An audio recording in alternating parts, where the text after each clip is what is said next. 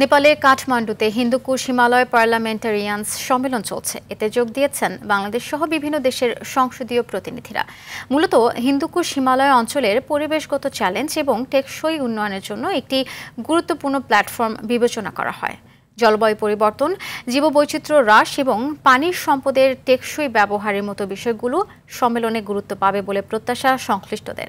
সম্মেলনের উদ্বোধন করেন নেপালের পররাষ্ট্রমন্ত্রী। এ সময় উপস্থিত ছিলেন বন ও পরিবেশ মন্ত্রী এবং আইসিন্ট মহাপরিচালক পেমা গায়াতসমাচ সহ বিভিন্ন দেশের বিশেষ অতিথিরা।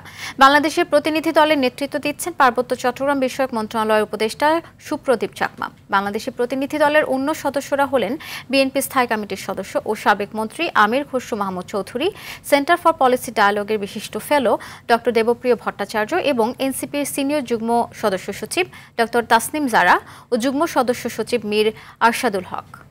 740 billion annually for both adaptation and mitigation. Collaborative actions are essential for building resilience, prosperity, and sustainability in the Hindu Kush Himalayan region. As parliamentarians, your role as people's elected representatives in enacting laws, influencing policies, reviewing development plans,